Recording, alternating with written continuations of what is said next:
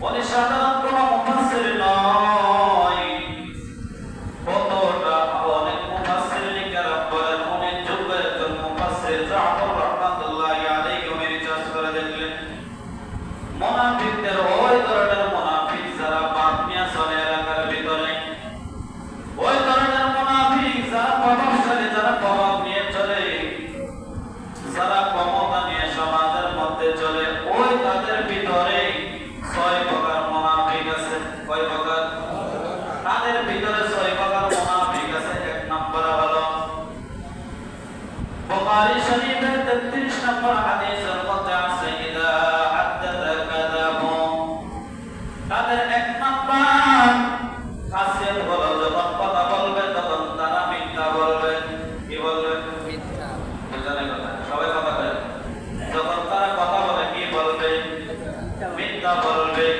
এক নম্বর অভ্যাস, এক নম্বর মুনাফিকের আলামত হলো যখন তারা কথা বলে মিথ্যা বলবে। দুই নম্বর ওয়াইদা ওয়াদা আখলাফা, যখন ওয়াদা দিবে তারা খেলাফত করবে, যখন ওয়াদা দিবে তখন তারা ওয়াদা ভঙ্গ করবে। তিন নম্বর ওয়াইদা তুমিনা খানু, যখন তারা আমানত রাখা হবে আমানত কিয়ামত করবে। আমানত কি করবে? কয়টা হয়েছে? তিনটা। ওই প্রথম নম্বর আয়াত যে আয়াত আমি তেলাওয়াত করেছি, আল্লাযীনা ইয়াকুতুনা আহদাল্লাহি মিন বা'দি মিসাকি ওয়া ইয়াকতাউনা মা আমারাল্লাহ। চার নম্বর মুনাফিকের আলামত হলো যখন আল্লাহর সাথে ওয়াদা দিবে তখন তারা ওয়াদা খেলাফ করবে, ওয়াদা ভঙ্গ করবে। আমারাল্লাহ ইউফসিদুনা ফিল আরদ, আর যখন আল্লাহ বলবেন আমি যেটাকে জোড়া লাগাইতে চাই তারা ওই জোড়াটা ছিন্ন করার জন্য চেষ্টা করবে। পাঁচ নম্বর, ছয় নম্বর হলো আল্লাহ বলেন ওয়ায়াক্তাউনা মা আমারাল্লাহু ওয়া ইউফসিদুনা ফিল আরদ, আর তারা জমিনের মধ্যে ফিতনা ফাসাদ ছড়াইবে। কি ছড়াইবে? ফিতনা ফাসাদ, মায়ের কাঙ্গা ছড়াবে ছয় নম্বরের ভিতরে। তাহলে আসুন এক নম্বর হলো আমরা যারা আছি আমাদের মধ্যে মিল আছে কিনা এটা খেয়াল রাখবেন।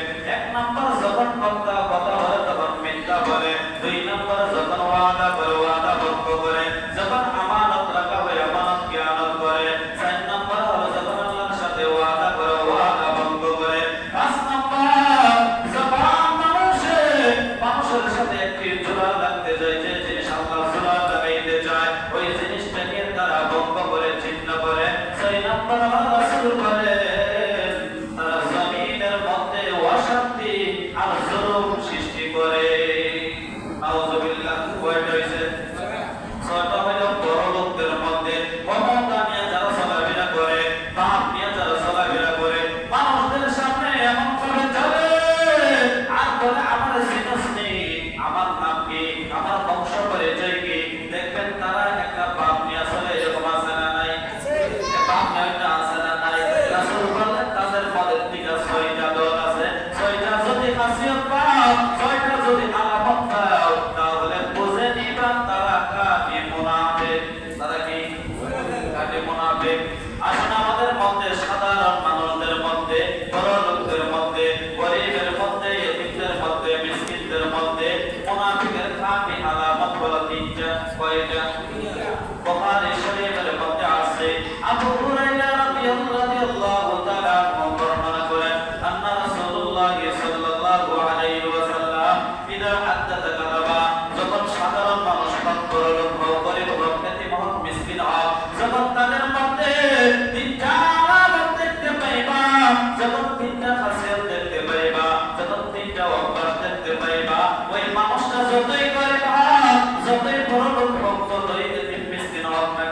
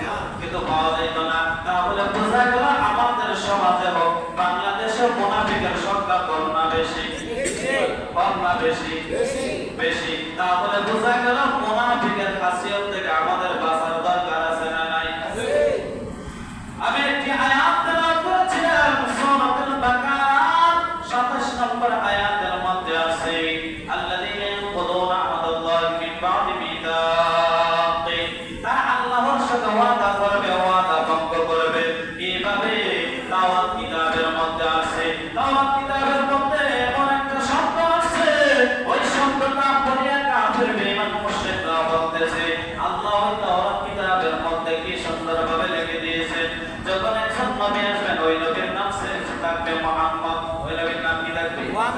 মুহাম্মদ। আর লেখা আছে ও কাফিরের দল, ওই নবী যখন আসবে ওই নবীর উপর তোমরা ঈমান আনবা, নবী যা বলে তা তোমরা করবা। সুবহানাল্লাহ। কোন কিতাবের মধ্যে? তাওরাত কিতাবের মধ্যে। কিসের কিতাব? তাওরাত কিতাবের মধ্যে লেখা আছে।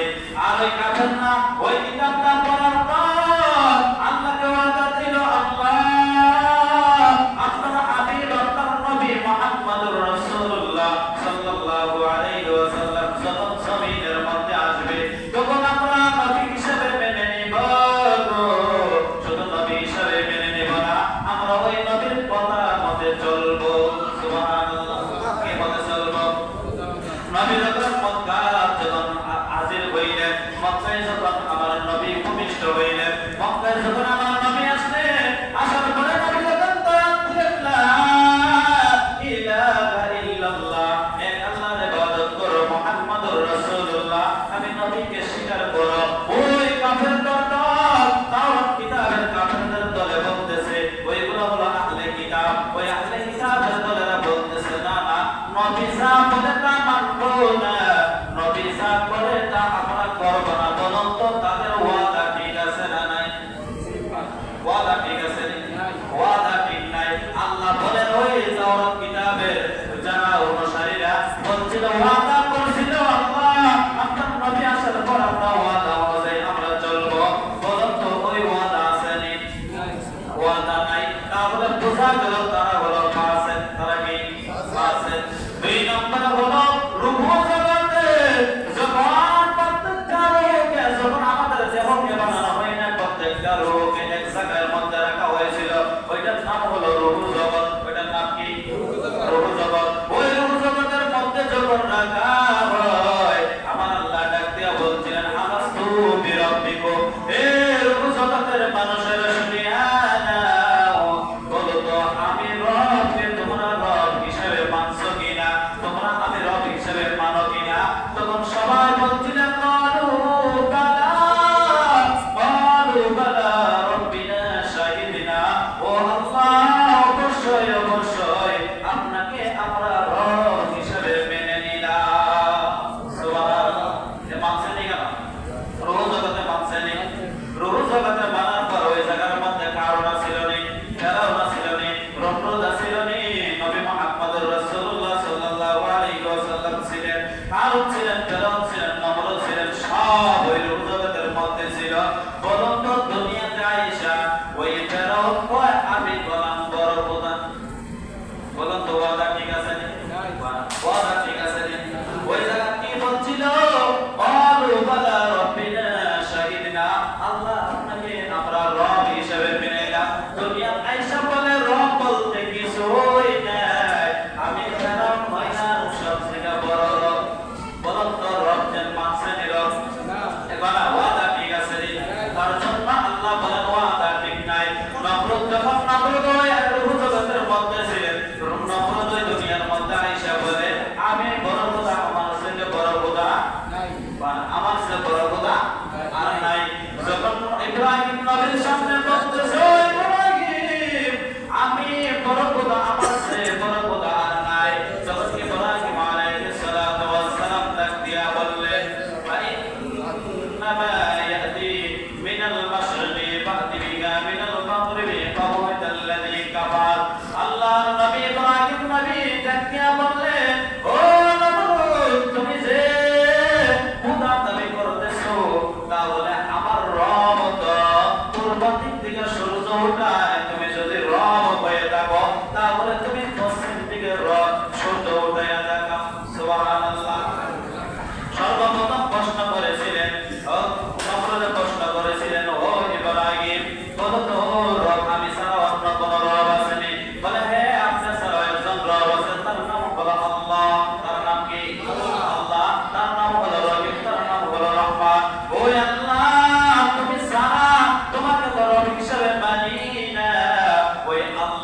রব হিসেবে মানবো, জীবন চলে যাবে তোমাকে রব হিসেবে মানবো না। কাকে? আল্লাহকে রব হিসেবে মানবো। যখন বললেন ইব্রাহিম ভাই বললেন অবশ্যই অবশ্যই আমার একজন রব আছে। বলে রব আছে কি বুঝলেন?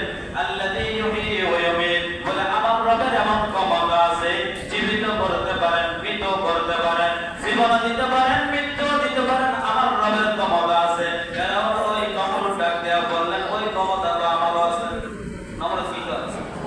ওই ক্ষমতা আমারও আছে। দুইজন জেলখানা থেকে বাহির করছে, করার পর একজনকে জিন্দা মেরে ফেললেন, আরেকজনকে জেলের মধ্যে বন্দী করিয়া কিছুদিন পরে জেল থেকে বাহির করিয়া ইব্রাহিম নবীকে ডাক দেয়া বললেন ইব্রাহিম দেখো, যেমন ভাবে তোমার রবের ক্ষমতা সম্পর্কে তুমি বর্ণনা করেছিলা ওই ক্ষমতা আমিও দেখাইছি, আমিও বোঝা গেল রব। তখন আল্লাহ পাক রব্বুল আলামিনের খলিল ইব্রাহিম আলাইহিস সালাতু ওয়াস সালাম বললেন এইভাবে তাকে আটকানো যাবে না। সেই কথা বলছিলাম ওই কথা তো ঠিক বলেছে, কিন্তু ইব্রাহিম নয় বলতেছে তাকে আটকানোর একটাই রাস্তা। তখন বললেন ফাইন্নাল্লাহ ইয়াতি বিশ-শামসি মিনাল মাগরিবি ফাবুহিতাল্লাযী কাফার। ও নমরুদ শুনিয়া নাও, তোমাকে রব হিসেবে যদি মানতে চায় আমার আল্লাহ পূর্ব দিকে সূর্য ওঠায় আর পশ্চিম দিকে অস্ত যায়। আর তুমি যদি রব হিসেবে স্বীকার করতে চাও তুমি আগামী দিন সকালবেলা তুমি পশ্চিম দিকে সূর্য ওঠাইয়া দেখাইও। সুবহানাল্লাহ। কি ওঠাইয়া দেখাইও? সূর্য ওঠাইয়া দেখাইও।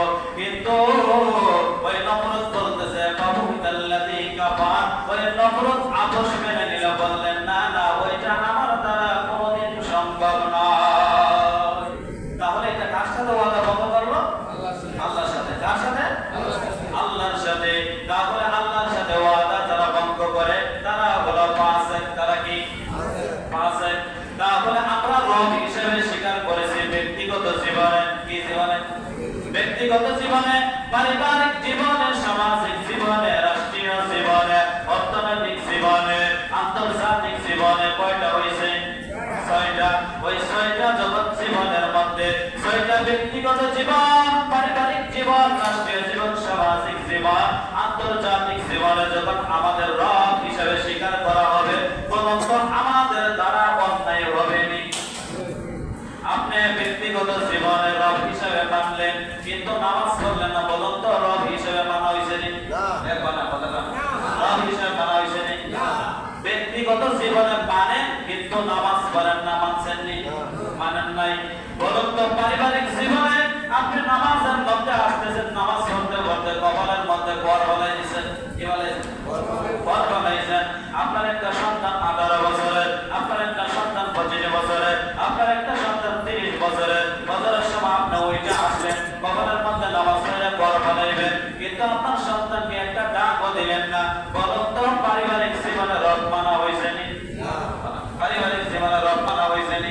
কারণ কি পারিবারিক জীবনে যদি রব মানা হইতো তাহলে প্রত্যেকটা পরিবারের মানুষকে নামাজের কথা বলতো। কি বলে? নামাজের কথা বলতো। রাসূল বলেন ব্যক্তিগত জীবন, পারিবারিক জীবনে যখন মানুষ সুখী হয়ে যায় তখন দেখবেন দেশের মধ্যে এমনই শান্তি আইসা যাইব। কয়টা বলছে? একটা হলো ব্যক্তিগত জীবন, 2 নম্বর হলো পারিবারিক জীবন, 3 নম্বর হলো সামাজিক জীবন। সামাজিক জীবনে ব্যক্তিগত দোকানের সামনে দিয়ে আসতেছেন সবাই ছায়া রয়েছে নায়িকার দিকে। কার দিকে? কার দিকে? নায়িকার দিকে ছায়া রয়েছে। আর দোকানদারের টেলিভিশন চালায়া রয়েছে। আমি গোনা করে তোমরা লয়া গোনা করে। এরকম আছে নি? এরকম আছে নি? গোনা আমি একলা করলে গোনা পোষায় না, তোমরা লয়া করলে পোষাইব। এরকম আছে নি? তোমরা যে গোনা করো এই গোনার একটা ভাগীদার আমার হওয়া দরকার। এরকম নেককার আছে নি? নাই। এরকম নেককার অভাব নাই। ওইটা হলো সামাজিক জীবন। আপনার দোকানের পাশে দিয়ে আসতেছেন, টেলিভিশন চালায়া রয়েছে, সবাই তাকায়া রয়েছে। হুজুর জানা ওলি জানা আল্লাহর ওলি যা কে যা কইতে পারেন এমন ভাবে চাইছেন। কোন দিকে চাইছেন? কোন দিকে? টেলিভিশনের দিকে চাইছে। যখন আপনার খবর পৌঁছাবে এমন ভাবে চায় মনে হয় দুনিয়া কিয়ামত হইল ওই দিকে তাকায়া থাকে, কিন্তু কিয়ামত হয়েছে কিনা ওই দিকে তাকায় না। এরকম আছে না নাই? হ্যাঁ, মুরব্বীরা বেশি দেখবেন 60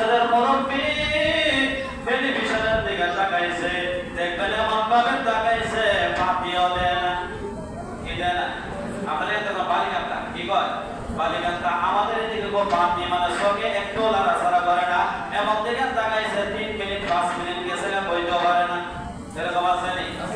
এরকম আছে। রাসূল বললেন পারিবারিক জীবন, ব্যক্তিগত জীবন, সামাজিক জীবন। ওই সামাজিক জীবন তো তাকে বলা হয় টেলিভিশনের ভিতরে, চার দোকানে, হোস্টেলের ভিতরে যখন আপনি সামনের দিকে আসতেছেন, ওই সময় দোকানের মধ্যে থেকে মানুষকে ডাক দিয়া বলছেন, ও ভাইয়েরা আও আযান চলে গেছে, আযান হয়ে গেছে, আসো মসজিদের দিকে আসো। আপনি বললেন না, বলুন তো আপনি সামাজিক জীবনের রব মানছেন নি? সামাজিক জীবনের রব মানছেন নি? কারণ কি মানুষকে ডাক দেন নাই, আপনি নিজে নিজে মসজিদে আইসা পড়ছেন। তাহলে আমাদের দিকে এলাকার ভিতরে দেখবেন একলা নামাজি কিন্তু মানুষকে ডাক দেয় না, এরকম আছে না নাই?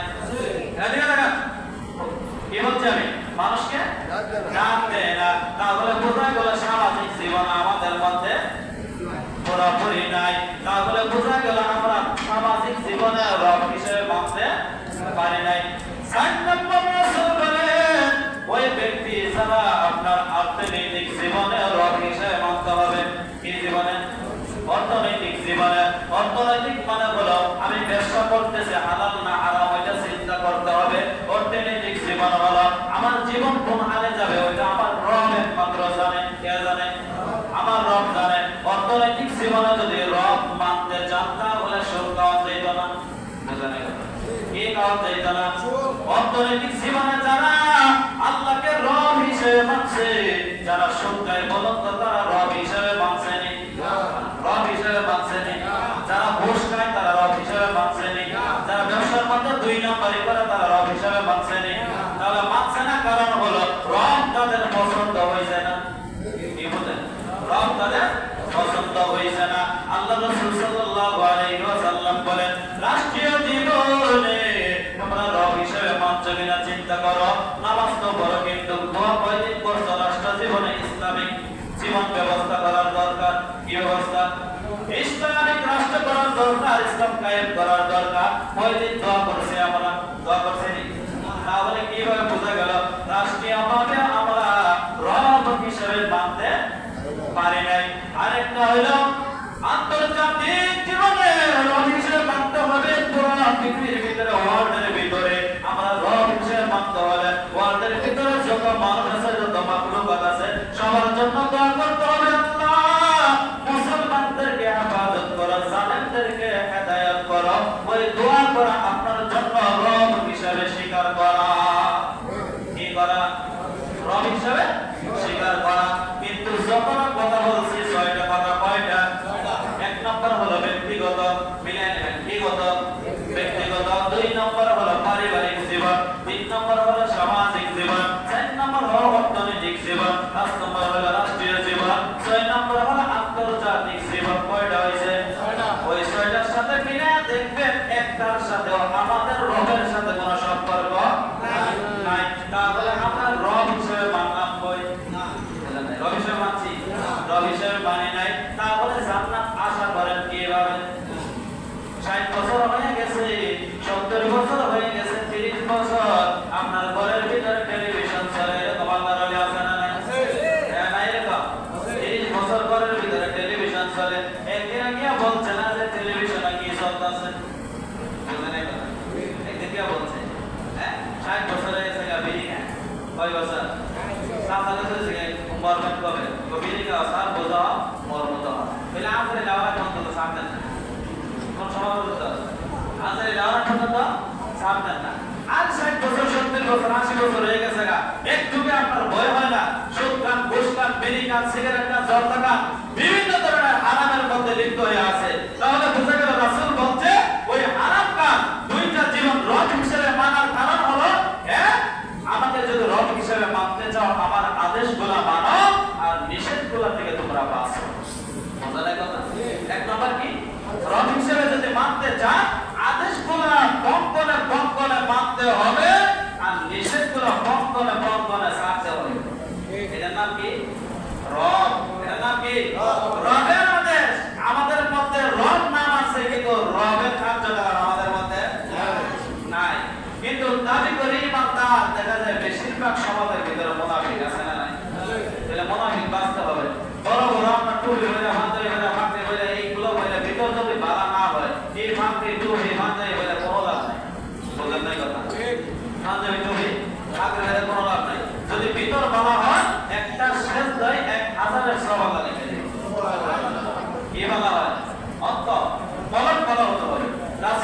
হচ্ছে কলম যাদের খারাপ হয়ে যায়, নষ্ট হয়ে যায়, তার সারা শরীর নষ্ট হয়ে যায়।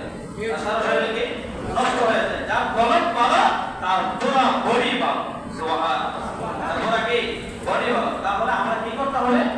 আমাদের রব হিসেবে মানতে হবে, খারাপ কাজ ছাড়তে হবে, হালাল কাজ ধরতে হবে, আর আমরা মুনাফিকির থেকে বাঁচতে হবে। কিসের থেকে? মুনাফিকির থেকে বাঁচতে হবে,